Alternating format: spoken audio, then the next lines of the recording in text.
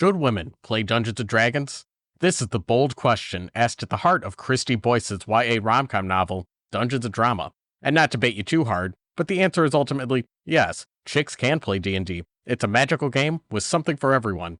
But it is surprisingly empathetic to the male point of view that D&D should keep up their no girls allowed sign.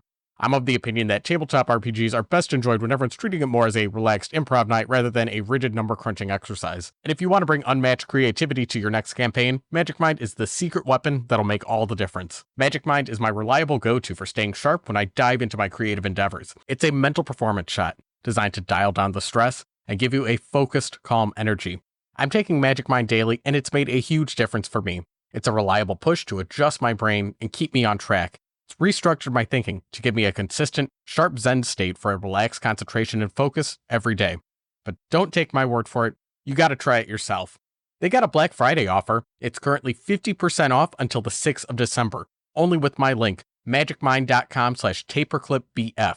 That's BF as in Black Friday. With my new Black Friday discount, now is the perfect time to take the leap and try it yourself. One more time. That's magicmind.com/taperclipbf to get 50% off until the 6th of December. The link is going to be in the description and the pinned comment. Thank you, Magic Mind, for sponsoring this video. You guys rock. Now onto my BookTube Book Talk review, and there will be some mild spoilers in this video. We got some Dungeons & Drama to talk about. So I picked up this book because it looked like the exact kind of thing I would have a blast snarking on. The pastel book talk cover, the quirky elf ears, public displays of cordofonery. Dear God, this is the perfect amalgamation of every terrible straight couple. Except here's the twist. These two aren't dating. They're fake dating.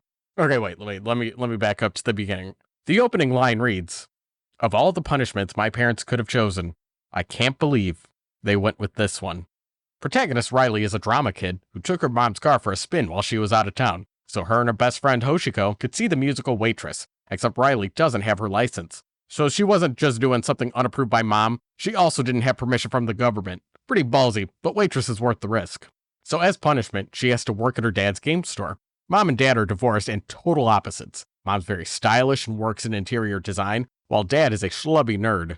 Right away, I did enjoy that this book painted dad very unfavorably. There's far too many pro-nerd stories, so I always appreciate the pushback. And that's something that really sets the story apart.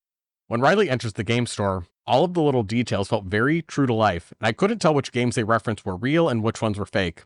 I'm gonna guess they're all real, but this is not a world I'm from, so I wouldn't know. And that's another element of this book that I found particularly rewarding. If a story's revolving around a specific niche interest, usually it's because the author thinks that interest is very cool, and they want to write something celebrating it. Making the protagonist feel a bit iffy on board games and RPGs means that the author needed to let go of that ego and admit hey, not everyone is going to be into this, and empathize with that outsider point of view. Usually if a character is poo-pooing something the author loves, I typically see that expressed as either the parents who don't get it, or an outgroup who's giving them a hard time. Either the school bullies or the snooty popular kids who are too superficial to understand the protagonist's very cool, very enlightened interests. In the afterword, the author shares that her and her best friend joined a D&D group in high school, having no idea how to play, and eventually married someone in the group. The afterword doesn't say how many they married, so my mind went to the poly solution. Sorry guys, I know D&D has made big steps to be more inclusive lately, but I still can't fathom a monogamy majority in any D&D group. I haven't found one. I don't think it exists. But what does mess up a D&D group is when there's a guy, monogamous or otherwise, and he's hung up on one specific girl. How many times have you heard it? D&D night was fun until Tom started bringing his lady around, and now he's making his simping our problem. And trust me, in those stories, Lady Tom is never a treat to be around either. So back to the main story. At Dad's board game shop, there's D&D night. When Riley first joins, there's only dudes playing, except Sophia. Nathan, the guy on the cover, he works for the store, he's part of the D&D group, and he is crushing on Sophia hardcore. And this absolutely throws the vibe off. What's more, Sophia doesn't show up to every session, and when she does, she's kind of a pain in the ass. Everyone in the group has a different level of tolerance for this, but the dynamic when she's around is pretty clearly uncomfortable. When I hear the rallying cries of, "More women in whatever," this is one of the more awkward ways this can unfold. Sometimes people don't fit into a social dynamic, especially something as intimate and time-consuming as an ongoing Dungeons & Dragons game.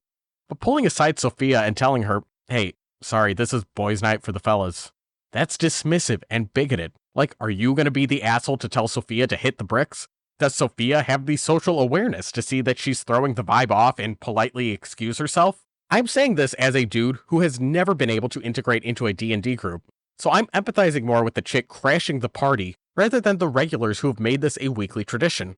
I have hated every D&D game I've ever played. I don't know if the learning curve was too high for someone from the Eocene epoch, or if I just didn't vibe with the group, but it was unpleasant. Maybe the vibe was off because, like this book tries to warn everyone, maybe a key player suddenly was crushing on me, but it was all dudes.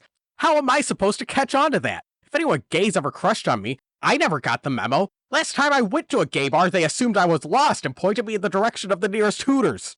So no drama unfolded in my Dungeon Dice game. From my point of view, it was just a shitty RPG on paper, so I bounced after a few one-shots and a longer campaign. What really sealed that this isn't for me is during a longer campaign, Dungeon Master Donnie would give a summary of what happened last time and share all of the cool moments. There were a few guys who, because of work obligations, would drop by sporadically just to vibe and play Switch in the background, and that was cool. So when Dungeon Master Donnie would give his summary of last week's episode, he would repeat every joke I said without giving me credit, which I don't see as a big deal. I'm not going to get huffy because someone reuses my fart joke. That's not cool. I'm never going to get stingy about protecting my IP. But here's the thing. Dungeon Master Donnie, he had no problem giving everyone else credit for their jokes. So what's the deal, Donnie? I'm too autistic not to notice the pattern here. Don't play coy with me. I know you know what you're doing, and I know you know who I am. We volunteer at the same food bank, Donnie. I know you're watching this right now. I know you're subscribed to me, Donnie, and I know you smashed that notification bell. So let me lay it out for you, Donnie, nice and clear. You want to know why I quit your stupid D&D game? That's why. It's because of you and your slimy little joke stealing. You're a punchline pirate, and I couldn't take it anymore. That's why I walked. That's why I quit your game, Donnie.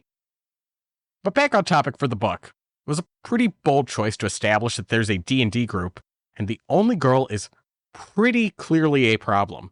This is a very tricky balance. In the hands of a lesser writer, this could have potentially been a very misogynistic, mean-spirited element to the story. What really helped this is the fact that the protagonist, Riley, agrees to join the group. She agrees that Sophia is a pain and Nathan Simpry is awkward. Some of the guys want Riley to join the campaign since she'll be at the shop every day. However, Nathan pushes back, arguing that Riley is only at the shop out of obligation, not because she's genuinely interested in tabletop games. But she joins when she realizes playing D&D is a dad-approved excuse to get out of work, and I braced myself for the worst. Was this going to turn into a not like other girls story? Is this going to be Sophia sucks at D&D, but I'm a cool girl, so I rock at it, and all the guys love me? Mercifully, none of that bullshit surfaced either. Hoshiko is quickly added as another addition to the D&D group, which gives Riley and the others someone else to interact with. Hoshiko's inclusion was an easy way to make this less of a story about being better than Sophia the other girl, and more about how an awkward romance can ruin a group's vibe. And now that Hoshiko's here, there is another girl, and she's besties with the protagonist, and it's all groovy. But Hoshiko repeats the same mistake as Nathan. She pretty quickly catches feelings for one of the other players. And instead of this being treated as a huge bummer and more hormones getting in the way of playing the goddamn game, everyone thinks it's very cute, and they're very happy for the two lovebirds. So the takeaway from this subplot is that it doesn't matter if you're crushing on someone in your D&D group, the bigger problem is making sure you show up consistently. Anyway, Riley runs into her ex. She says she's totally moved on, and accidentally tells her ex that she's dating Nathan. Nathan eventually agrees to go along with fake dating Riley when he realizes that if he has a fake girlfriend, this will be a way to make Sophia jealous and show her what she's missing.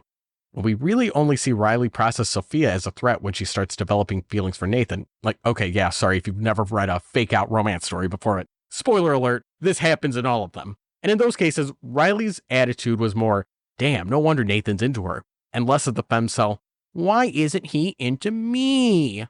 Even as Riley's feelings for Nathan turn into more than friends, she stays aware of Nathan's attraction to Sophia. And that's a good way to preemptively dampen a misogynistic me versus the other girls attitude. But this mindset of crushing on someone while staying cognizant of who they're crushing on feels vaguely poly-coded. And we don't get any actual polyamory in this story, but I never felt like I was being ship-teased or like this was a particular letdown. One thing I deeply appreciate about stories with polyamory or even more old-school harem romcoms is that with a big group of characters, it naturally lends itself to delivering a story about a non-traditional family, and Dungeons & Drama definitely gave me that. Everyone in the D&D group and the regulars at the game shop are a big happy family, and this book does such a good job of building up that sense of community. This book also does a great job of having funny, relatable character moments that were incredibly clever, but I never felt like I could see the author's hand. I'm probably more okay with the author's hand than the average taper, but if you could pull off your clever dialogue without it, that deserves a little extra praise. There's one part in the book where everyone gets into an argument over frosted Pop-Tarts versus unfrosted Pop-Tarts. So Nathan and Riley decide to buy a box of Pop-Tarts and eat them at the D&D session to piss off Team Unfrosted. I was howling at this scene. This is the kind of playful argument and escalation I could see happening with my friends, and the way everything's written makes you feel like you're part of the gang too. It was so fun. Additionally, this protagonist is the kind of girly girl that cares a lot about homecoming and the school musical, and when I was a student, I found all of that to be spectacularly lame. But they managed to make me empathize with why the protagonist cares so deeply about these things. The way she describes why she cares made a lot of sense, and her high energy and enthusiasm for her interests was infectious. I love hearing passionate people talk about their passions, and this is something author Kristy Boyce is able to get across very effectively in this work. Now, back to the part about the game shop being its own little community and found family. Very interestingly, at the start of the book, this is a big point of contention with the protagonist. Riley claims that her dad prioritized the game shop over his family, and this led to mom and dad divorcing. She's hurt that her dad is seen as this positive force in the gaming community, and so many people in the shop treat him as a father figure. For example, Nathan knew about dad's health problems before Riley, and Riley's like, "Dad, what the dink? You're telling your employees about your doctor checkups before your own kid?" And she's hurt that there's all these kids from her school who know more about her dad than she does. And side note, the book does make a point that there's a lot of middle-aged regulars at the shop, so dad does have plenty of friends his own age. Anyway, dad's seeming favoritism towards the shop is wrapped up in a very interesting way, and the explanation is autism. Okay, they don't say that officially, but dad seems like he's on the spectrum. When Riley joins the D&D group, she plays a bard, and she uses this as a chance to sing solos whenever she can. And everyone in the shop absolutely loves it.